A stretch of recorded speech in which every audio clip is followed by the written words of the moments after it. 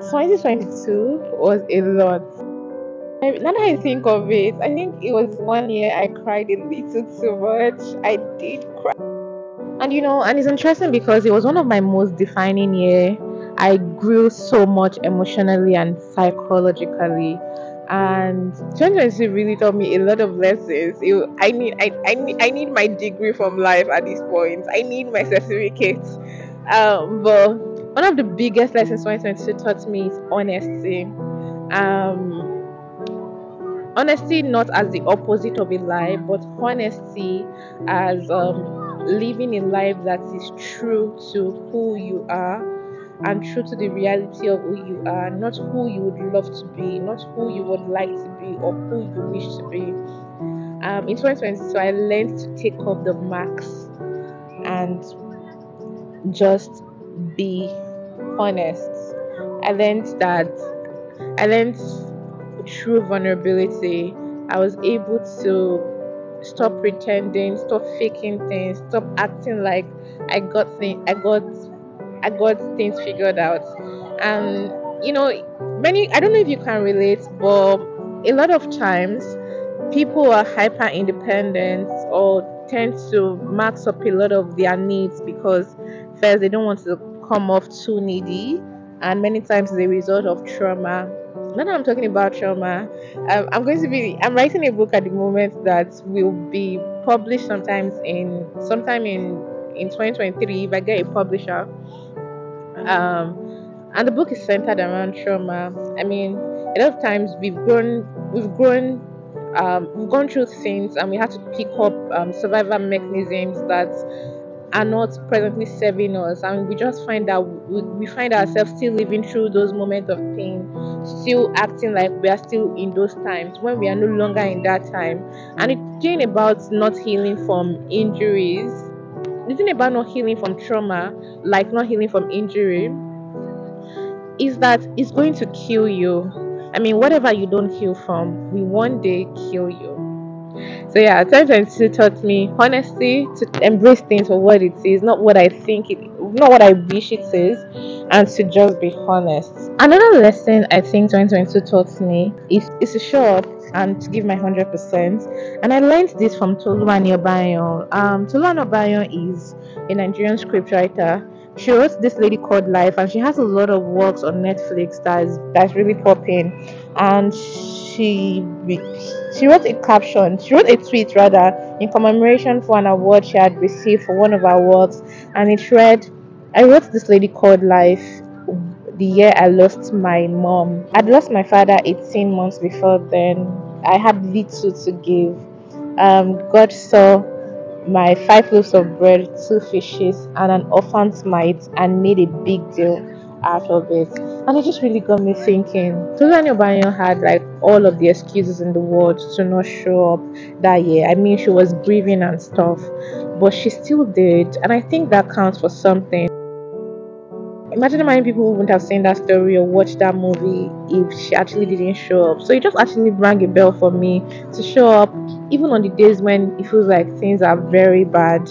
Because as long as I show up, then serendipity can take its course, and life can also take its course. I mean, seed time harvest. As long as you sow, you would reap and whatnot.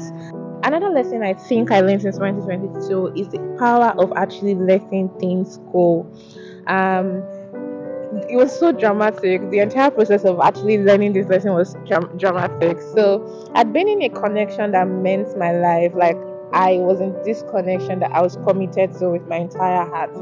Um, it was good. It was perfect. Everything made sense, and um, life started to happen. We started to spiral, and we fell out.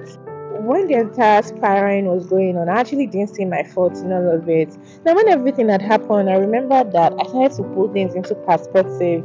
Speaking of putting things into perspective, I have a newsletter where I write about my learnings, my life in this city, in a new city, and everything I get up to. And many of the letters that I write is me putting things into perspective. So if you really want to be part of what I'm up to day in, day out, I think you should subscribe to my newsletter. It's in the description box.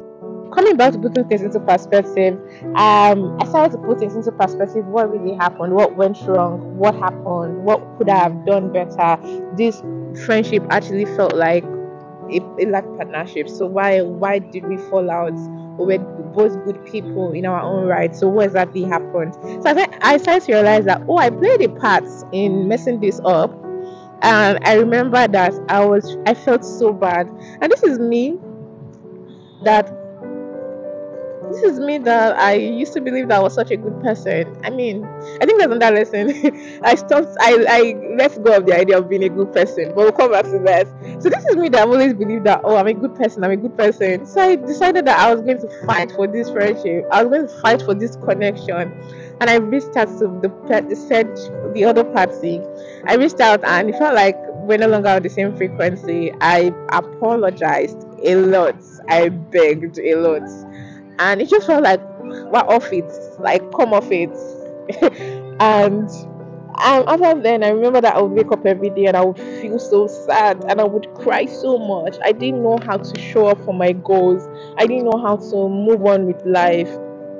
And one day I just remembered the story of David.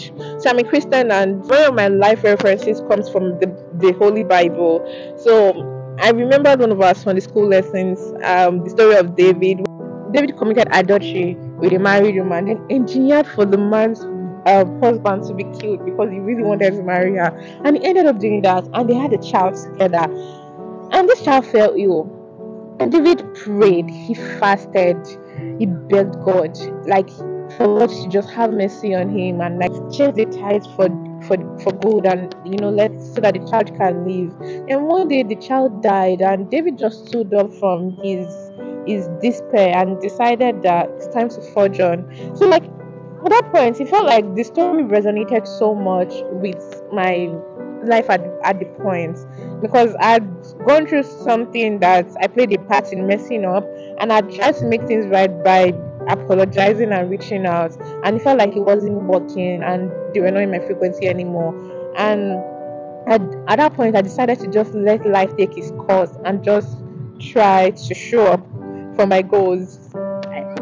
Try to show up for my goals like told by me. And yes, so I think this applies to a lot of the things that we do in life. Many times we're holding on so much to things that are no longer within our control, when it's actually time to let go of things. Another lesson I think this year taught me is to embrace fear. Many times this year, I caught myself telling myself, "Debbie, fear, forget fear, Debbie, fear." But the truth is, I've actually learned that we can't forget fear. It is an ever-present. So the Bible says that the Holy Spirit is the ever-present help. I think the fear is an ever-present emotion, and the faster we can embrace it, the better for us. And embracing it doesn't mean that we are succumbing to it. It is embracing it and not fighting it, because when we fight things, that's when they fight us back. So I've learned to now embrace my fears and practice some of the things I learned from Michelle Obama's book, The Light We Carry. So in the book, she's talking about leaning into fear. And she's talking about the power of actually that the only way to eradicate fear is actually to rationalize things, to get knowledge. So let's say take for example, you're moving to a new country. You'll be scared of, oh, what's the reality of life going to be like for me? And if we're not careful, the fear could actually like cripple you. But if we're able to just maybe take a breather and actually think, okay, when I move, I have the skills that could get me a job. I know this person that I can reach out to ask a few questions and all of that. So yeah, I've learned to dance with my fear, to embrace my fear, and to understand that I can only rationalize my fear. I cannot cast my fear away. I can't pray my fear away, and I can't wish my fear away. The last and final lesson I think this year taught me, it's been a long conversation. The last and final lesson I think this year taught me is the power of advantage. What we'll call privilege. Another friend of mine was visiting my city, and we're hanging out at the beach just about this time, or maybe a little later. And we were at Jumeirah Beach. We could see the largest roller coaster in the world. That was the backdrop of our pictures. The entire lights was going on. we're standing side by side. Our hands were clamped together. Our palms were sweaty. We had the warm water from the beach clapping on our feet. The moment was magical. And I started to think to myself, how did we get here? We're just 2 kids from Ringodo. How are we here? Then again, it drops in my mind. This is privilege. I mean, I live in Dubai because I live in Dubai, or I came to Dubai. I started to live in Dubai because I visited my mom and I decided to stay. Not a lot of people get to visit their parents and then decide to stay. He was vacationing with his family, and Dubai happens to be their choice location. I mean, we would have taken pictures at that point and posted on social media that will have everybody screaming, God, when?